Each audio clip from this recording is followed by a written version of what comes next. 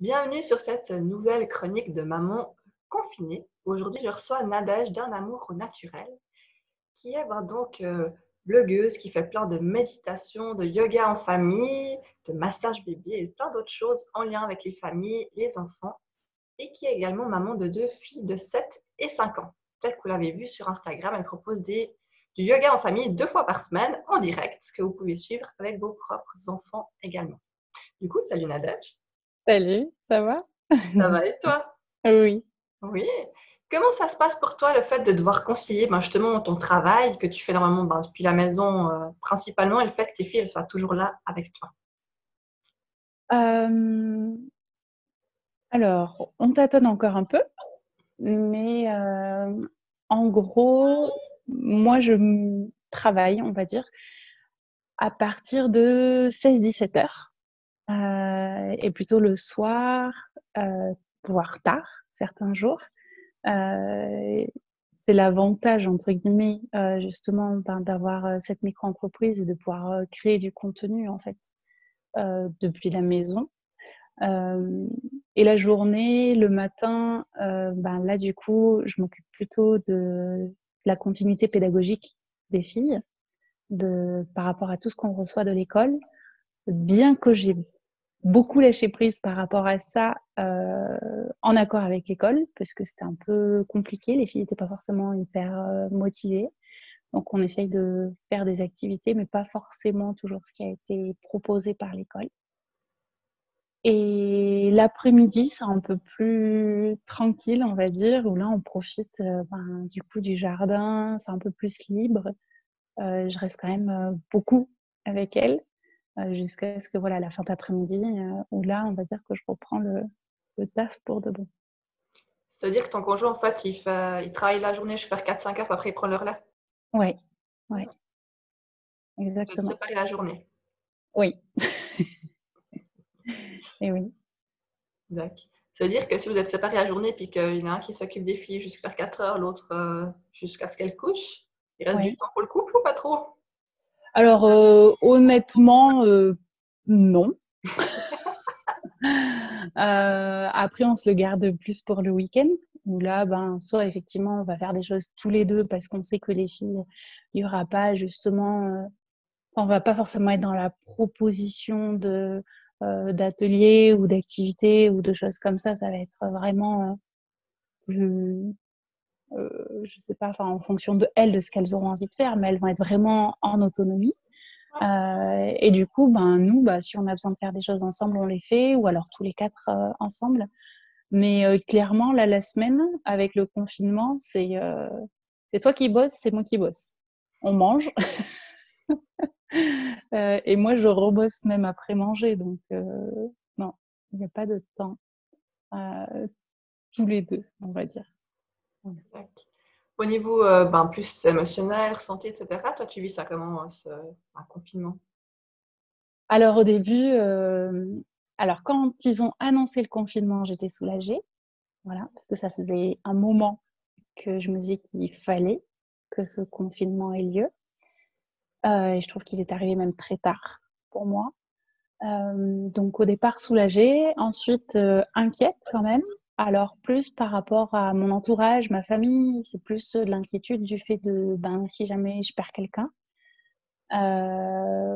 ou aussi, parce que nous, on est pas mal justement dans la famille à être, dans le milieu médical, paramédical, donc de savoir que mes cousins, mon parrain, ma marraine, voilà, sont aussi dans le milieu, comment est-ce qu'ils vivent les choses et tout ça. Mais après nous, si je parle au sein de notre famille, donc ici tous les 4, on le vit bien. Voilà, ça nous va bien parce que, même si contrairement à ce qu'on vient de dire, on n'a pas forcément de temps, chaque jour tous les 2, on est quand même bien parce qu'on arrive quand même à, en plus du temps de travail de chacun, pouvoir avoir un temps pour nous chacun. C'est-à-dire que moi, mon homme, il a son temps où, par exemple, quasiment quotidiennement, il va faire du sport. Alors, à la maison, hein, je veux dire, il branche sa tablette, il fait ses exercices, machin, mais il sait que pendant ce temps-là, c'est moi qui m'occupe aussi des filles. Et pareil, si moi, je veux me faire mes séances de yoga, mais vraiment pour moi, c'est lui qui s'occupe des filles. Donc, c'est-à-dire que même si on n'a pas forcément du temps tous les deux, on va dire, on en a quand même séparément aussi sans les filles. Et je pense que ça, c'est aussi voilà, ce qui nous permet de tenir, quoi. Voilà. Donc, j'ai l'impression que vous avez presque plus de temps chacun pour vous maintenant qu'avant le confinement. Oui, non, mais clairement, Ouais. clairement. Mais parce que, et puis là, les jours qui allongent aussi, on va pas se mentir, il fait beau, les jours ont rallongé, on a aussi changé d'heure. Donc, ouais, on a l'impression d'avoir plus de temps, de pouvoir s'organiser.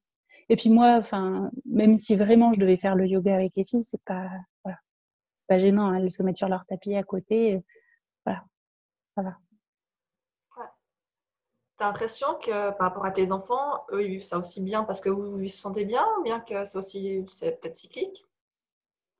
Je pense que pour elles, c'est cyclique. Au début, ben, elles ont pas forcément trop compris, enfin, elles ont bien compris qu'elles iraient plus à l'école, mais je pense qu'elles n'ont pas mesuré en fait l'importance de ce qui se passait ou de ce qui se jouait, on va dire, avec ce virus. Et puis ensuite, on a pris le temps de leur expliquer. Euh, c'est plus pour dire de se mettre au travail, on va dire que c'est compliqué parce que je pense qu'elles n'ont pas l'effet de groupe et qu'elles sont vraiment habituées, enfin surtout pour Alessandra, qui est donc en école Montessori et dans la classe des 6-12 où ils sont tous mélangés, où ils travaillent vraiment enfin, quasiment tout le temps en groupe, contrairement à la classe des 3-6 pour Ambre. Donc du coup, je pense qu'il lui manque un peu cette petite impulsion du groupe. Et voilà, c'est par cycle, mais globalement, enfin, ça va bien pour elle aussi. Est-ce que du coup, tu as l'impression que ben, le fait que tu aies tout plein d'outils, une collection d'outils, ben, c'est quelque chose qui est aidant ou bien que c'est plutôt quelque chose qui est vraiment intégré? Dans le sens où tu as l'impression que tu dois utiliser des outils au quotidien pour que ça se passe bien pour tout le monde ou que c'est vraiment quelque chose qui est plus intégré dans l'éducation que vous avez toujours donnée? Ok. Alors, dans les 3 premiers jours, en fait, c'est moi qui ai dû avoir recours justement à ces outils-là. C'était vraiment compliqué pour Ambre, donc qui a 5 ans. Où ben là, enfin au niveau des émotions, c'était vraiment l'explosion, mais comme il n'y en avait pas eu depuis très longtemps, donc je pense que c'était vraiment le temps d'intégrer tous ces changements. Donc là, c'était un peu chaud, clairement. Mais après, ouais, au quotidien, alors je sais pas, enfin, moi je me dis qu'effectivement tout ça, ça aide et ça y fait. Peut-être qu'il y a aussi du tempérament des enfants, j'en sais rien, mais c'est vrai qu'on se dit qu'on a quand même beaucoup de chance parce que ça se passe bien. Euh, Même en temps normal, tu vois, où parfois on va dire que pour moi, ce qui va être difficile, c'est de temps en temps de ne pas crier. C'est vraiment le point sur lequel moi je bosse pour moi. Mais clairement, là, depuis qu'on est en confinement, enfin, je sais même pas si ça m'est déjà arrivé. Tu vois, donc je pense qu'aussi de pouvoir être dans un rythme plus ralenti, même si je travaille beaucoup plus tard le soir et qu'on se lève tôt le matin tous les deux, enfin avec mon homme, mais pour faire aussi des choses pendant que les filles sont pas encore levées. Mais comme on peut vraiment s'organiser, qu'on n'est pas speedé par l'heure, les trajets en voiture et tout ça, de dire de vite d'aller faire des courses, parce que là, ben, clairement, on a fait une fois des courses en 15 jours, c'est tout, on n'est pas ressorti. Ben, je pense que tout ça, ça enlève du stress, en fait, ou une pression, et du coup, qui fait que nous, on est beaucoup plus peut-être calme et détendu, et que ça se ressent aussi sur elle, je sais pas. Ouais. Mais après, oui, tout ce qu'on fait au quotidien, moi, je suis intimement persuadée que ça y fait et que ça aide. C'est ça. Je pense aussi. Du coup, toi, tu dis ben, que le rythme, ça, tu vois que ça a vraiment une influence, en tout cas sur toi. Mm. Euh, Est-ce que tu as déjà l'impression, au bout de. Bon, on n'est encore pas très loin dans le confinement, hein, surtout qu'on ne sait pas du tout combien de temps ça va durer, mais tu auras envie de changer des choses une fois que tu vas retourner dans ta routine habituelle? Alors, je pense que ça va être très dur de retourner dans la routine habituelle. Euh, En fait, j'arrive pas à me projeter sur l'après euh, parce que je sais pas comment sera le monde et comment sera la France. je pense que je mesure pas, même si je sais que ça va beaucoup changer, mais je pense que je mesure pas vraiment l'importance de tous les changements qui sont en train de s'opérer, hein, que ce soit en positif, en négatif. Du coup, j'ai du mal à me projeter vraiment pour après. Euh, Parce qu'aussi, voilà, je me dis, ben, ça dépendra de, enfin voilà, si on a perdu un proche, pas. Enfin, ça, c'est vraiment, tu vois, un truc qui revient en moi. Euh, Maintenant, la seule chose que je me dis, c'est que je pense que je continuerai à faire mon pain après. Voilà. C'est le truc, c'est on a testé ça, on n'avait jamais réussi, et là, on a trouvé la recette. Et franchement, on se dit c'est juste énorme. Et voilà, ça va être plus peut-être des habitudes alimentaires qu'on va essayer de changer, que là, voilà, on teste. Tac. Ça marche. Est-ce que tu aurais quelque chose à dire aux mamans pour qui ben, c'est peut-être plus compliqué?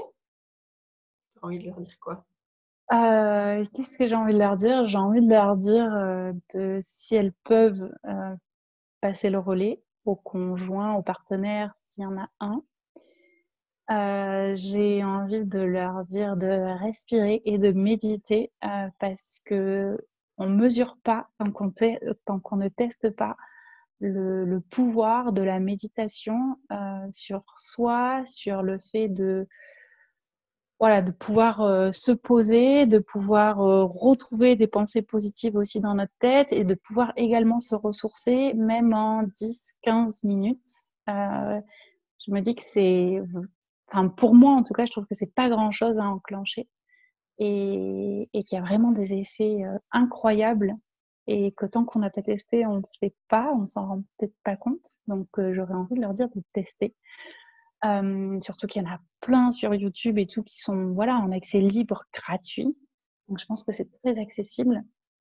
Et ensuite, j'aurais envie de leur dire de se faire confiance et de lâcher. De lâcher vraiment tout ce qui peut être difficile ou de peser, de toutes les pressions ou le on doit ou il faut que. Voilà, tout ça, toutes ces phrases qui commencent comme ça, de les transformer ou de les laisser de côté. Ça marche. Ah, merci beaucoup, Nadège, pour ce temps que Avec tu nous plaisir. accordes. Merci. Toute bonne suite à toi et ta famille pour ce confinement. Ouais, merci. Merci Merci bien. beaucoup.